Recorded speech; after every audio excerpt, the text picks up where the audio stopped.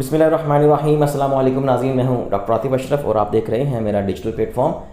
Europe जाने के ख्वाहिशमंद अफराद की कश्ती डूबती है और यूनान का समंदर लाशें उगलता है, और यह सारा माजरा यूनान के कोस्टल गार्ड्स अपने सामने देखते हैं और लोगों को जानबूझकर डूबने देते हैं। इस बेहिसी पर क्या कहें, इस गैर इंसानी सलूक के ख़िलाफ़ यूनान के जो लोग हैं वो भी सड़कों पर निकल आए हैं और पूरे यूनान में एहतजाज शुरू हो चुका है। लोग अपने सिक्योरिटी फोर्सेस को, कोस्टल गार्ड्स को कोस रहे हैं कि बेशक वो तारकीन वतन थे, गैर कानूनी तौर पर जा रहे थे, लेकिन एक इंसानी जानों को क्यों नहीं बचाया गया, उन्हें डूबने क्यों दिया गया। इस बेहिसी पर बात करेंगे और हम जानेंगे कि वो खूनी रूट कौन सा है जिसे इस्तेमाल करके लोग अपनी ज़िंदगियों को दांव पर लगाकर मुल्क छोड़ रहे हैं।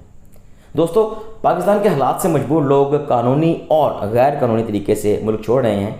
पिछले साल तकरीबन 8 लाख से ज़ायद लोगों ने पाकिस्तान छोड़ दिया। डॉक्टर्स और इंजीनियर समेत हर शोबे में काबिल लोग जमा पूंजी लुटाकर पाकिस्तान से बाहर जा रहे हैं, और जो गरीब लोग कानूनी तरीके से जाने की सकत ना रखते हों वो अपनी पूरी ज़िंदगी की कमाई लुटाकर, अपनी ज़िंदगी दांव पर लगाकर मुल्क छोड़ने की कोशिश करके ऐसे ही डंकियां लगा रहे हैं। इस वीडियो में हम बात करेंगे मौत के उस रूट की जहां अगर समंदर की लहरों से बच जाएं तो बॉर्डर पर गोली मौत बनकर पीछा कर सकती है। कोस्टल गार्ड्स की बेहिसी पीछा करती है। ये भी जानेंगे कि आखिर मुल्क के हालात किस नहज पर पहुंच चुके हैं कि आम पाकिस्तानी ऐसे इंतहाई कदम उठाने पर मजबूर हो जाता है। दोस्तों, लोगों को पाकिस्तान से दूसरे मुल्कों तक ले जाने की जो अमल है इसे पंजाबी में डंकी लगाना कहते हैं। यह टर्म इंसानी स्मगलरों की इजाद करता है जो छोटी कश्तियों में कीमती जानों को समंदर की लहरों के रहमो करम पर छोड़कर उन्हें मरने के लिए छोड़ देते हैं। डंकी का जो रूट है ये कोयटा से शुरू होता है, फिर यहाँ से पाकिस्तानियों को तफ्तान बॉर्डर तक ले जाया जाता है। इंसानी स्मगलर्स फिर ईरान के दारुल हुकूमत तेहरान से उन्हें संकलाख और चटियल पहाड़ों और बंजर मैदानों से गुजारते हुए तुर्की के बॉर्डर या जो उनके पहाड़ी सिलसिले हैं उनके करीब तक पहुंचा देते हैं। अब तुर्की में जो दाखिला है वो माक्कू के पहाड़ी सिलसिलों से को क्रॉस करके होता है और फिर तुर्की से डंकी रूट के ज़रिए यूनान में दाखिल जो है वो किया जाता है लोगों को। तुर्की से यूनान जाने के लिए ये छोटी कश्तियाँ इस्तेमाल करते हैं और ये सारा जो सफ़र है इसे तय करने में तकरीबन 2 से 2.5 महीने लग जाते हैं, और इस दौरान इन गैर मुल्की तारकीन वतन को, इलीगल इमिग्रेंट्स को एक खासी रकम अदा करनी पड़ती है, और ये सारा काम इंसानी स्मगलरों के नेटवर्क के ज़रिए ही चलता है। ये 2.5 महीने कैसे गुजरते हैं? सफ़र करने वाले कानों को हाथ लगाते हैं और दूसरों को ना आने की नसीहत भी करते हैं। डंके लगाने वाले बताते हैं कि 2-2.5 माह की कई सफ़र में भूखे प्यासे रहना पड़ता है। कई लोग पहाड़ों से गिर जाते हैं और कई सफ़र की सख्तियों की वजह से रास्ते में ही दम तोड़ देते हैं।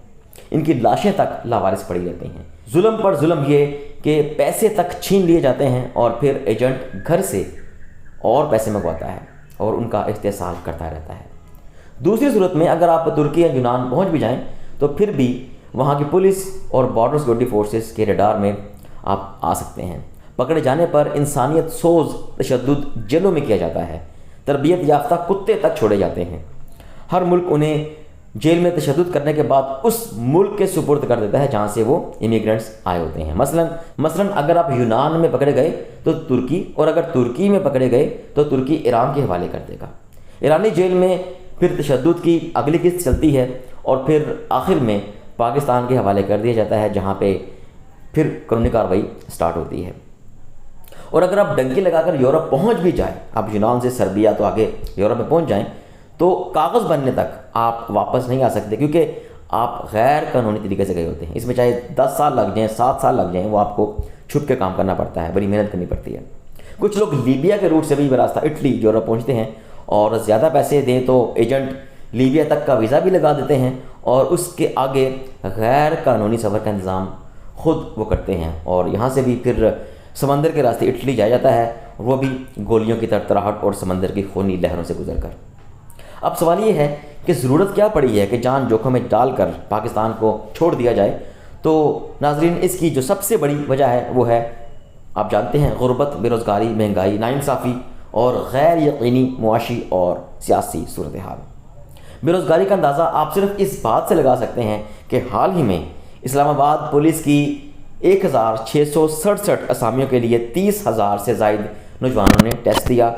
महंगाई की शरह 38% तक पहुंच चुकी है। बिजली का बिल करंट लगा रहा है, गैस अरमान चला रही है, पानी गंदा मिल रहा है, अस्पतालों में इलाज बराए नाम है, कानून के दायरे इंसाफ देने से कासिर हैं, बुनियादी हकूक़ मजाक बनकर रह गए हैं, तालीम हमारी तरजीह ही नहीं, बजट भी दिया तो सिर्फ 82 अरब रुपए का, और इसके मुकाबले में यानी कि तालीम के बजट के मुकाबले में जो बेनज़ीर इनकम सपोर्ट का जो बजट है वो उसके लिए 400 अरब रुपए रखे गए हैं।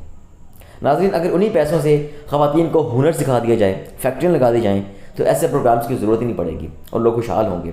लोगों को मछलियाँ खाने की बजाय मछलियाँ पकड़ना सिखा दी जाएँ, तब तरक्की होती है। अब अगर आप दूसरी तरफ चलें तो इंपोर्ट्स बढ़ती जा रही हैं, एक्सपोर्ट्स कम होती जा रही हैं, टेक्सटाइल सेक्टर उधड़ रहा है, सियासी अदम इस्तेकाम और मुस्तकबिल की प्लानिंग नज़र ही नहीं आ रही। और इस सूरत हाल में पाकिस्तानी अपना मुस्तकबिल संवारने के लिए बाहर तो जाएंगे, और अगर पाकिस्तानी बाहर जाएंगे तो मुल्क से ब्रेन ड्रेन होगा और तरक्की की रफ्तार सुस्त हो जाएगी, एक्सपोर्ट्स कम होती जाएंगी। जिस तरह ताज़ा आदादोशुमार के मुताबिक पाकिस्तान में जो एक्सपोर्ट्स का जो नंबर है वो 7 एक्सपोर्ट्स कम हो गई हैं। नाज़रीन, पाकिस्तानी मुल्क से बाहर कितनी तेज़ी से जा रहे हैं इसका अंदाज़ा आप सिर्फ पासपोर्ट बनवाने की स्पीड से लगा सकते हैं। पहले रोज़ाना 20,000 पासपोर्ट बनते थे, अब 30,000 बन रहे हैं।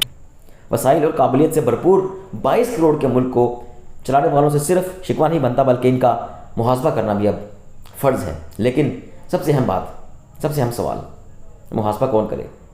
इजाज़त दीजिए, अल्लाह हाफ़िज़।